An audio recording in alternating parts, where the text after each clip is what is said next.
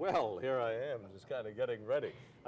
We were talking about John Coughlin, who got caught in here early today, could not get home to get his usual three-piece suit, and was stuck fishing an old coat out of the locker. But I like it. Looks like you're back from Florida. I'll sell it to you for $5.98, which was the original price, as I recall. Well, sir, this storm, bad as it is not going to give us quite as much snow as the big famous storm of 1967. Back then, in January of 67, we had 23 inches of snow out of that storm. So far, this one has given us 16 inches. We could get another 1 to 3 inches of snow before the snow finally stops sometime in the early morning hours. But it's going to be bad enough, and we don't need any more. It's still snowing in much of the Chicago area.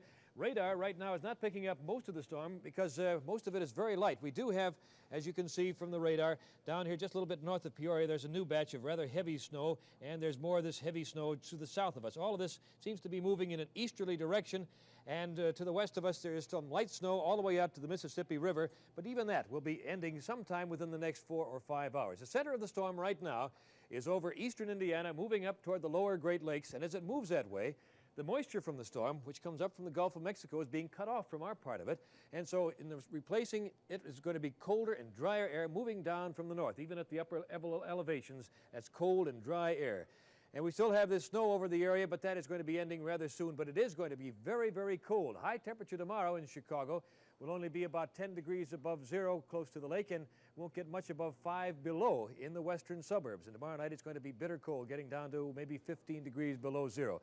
The big problem tonight, in addition, of course, to the heavy snow on the streets and sidewalks and the bad driving, the bad walking, is this blizzard warning for northern Illinois and southern Wisconsin and Iowa and northwest Indiana and southern lower Michigan. Blizzard warning means that you have not only snow, but you have very strong winds, 35 miles, and even better than that, and that causes blowing and drifting snow, and it also brings blinding conditions. Now, the big danger, of course, is not in addition to just having slippery roads and slippery highways, but the fact that it blinds the driver. He loses his orientation, can drive off the road, become stuck, and can become stranded out there. It is not the night to get out and do any driving tonight, believe me. And right now, our friend Phil Whitelaw is outside. Phil, what's the conditions out there right now? John, we're at State Street in Pearson right now. I want you to know I did finish that hot cup of soup before I came out here, and it's not working. Very cold wind coming down State Street right now. We're facing south, or you are viewing southward on State Street. That great street is looking like any other street in Chicago tonight right now. The side streets coming into it, into this boulevard, have cars that have been parked for several hours, are completely covered with snow now. It is no place to be tonight outside. Stay inside by all means. John? Okay, Phil, we will indeed stay inside tonight.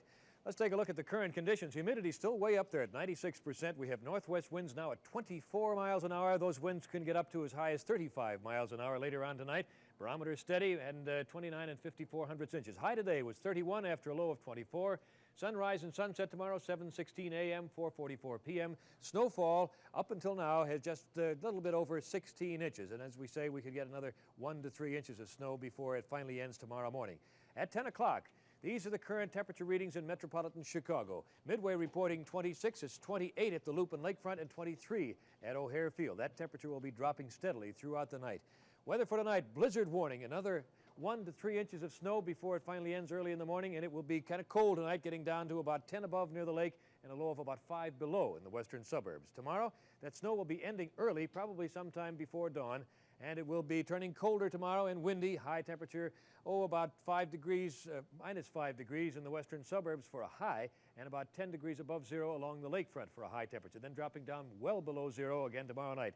Monday will be a little bit better. We'll have a chance to kind of dig out on Monday. Sunny skies, but it will still be cold with a high temperature on Monday of about 10 to 15 degrees above zero. It takes you back about 12 years, doesn't it? You bet, and that picture right behind you takes me back because that tells the whole story. When the people walk down the middle of the street, and when it's easier there you go, and of course they're gone now, but they're out there frolicking at the intersection. That just about says it. They're out enjoying the warm weather. It is warm out there. It's warmer now than it will be for days. You bet. As John said, it's going to get cold tonight. Despite all this, we'll get back to the weather in a minute. There is some other news tonight. 20 of the 40 members of President Carter's Advisory Committee on Women quit today following Carter's firing of committee co-chairman Bella Abzug. The President's response was not to the issues we brought to him, but rather to use our co-chair, Bella Abzug, as a scapegoat in an effort to suppress our independence. The White House says President Carter fired Mrs. Abzug because of a need to create a good working relationship with the committee. Mrs. Abzug says she was fired for committing a sin, the sin of criticizing President Carter. Word from palace sources in Iran tonight is that Shah Mohammad Reza Pahlavi will soon leave on an extended vacation. Today, the Shah officially named the members of a Regency Council, a kind of cabinet to rule the country in his absence. Even as the civilian government headed by Prime Minister Shahpour Bakhtiar was named, 400,000 people demonstrated against the government on the grounds and in the streets of the Tehran University campus. It was 4.5 years ago that Palestinian terrorists killed 28 Israelis in an attack on the town of Ma'alot. Today, they tried again. More than 230 people were visiting a guest house in the northern city when the Palestinians attacked in a plan to take hostages.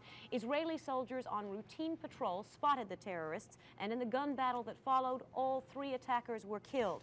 An Israeli woman fell to her death from a 3rd-story window while trying to escape down a rope made of bed sheets. Bruce Roberts in sports and a weather update when we return.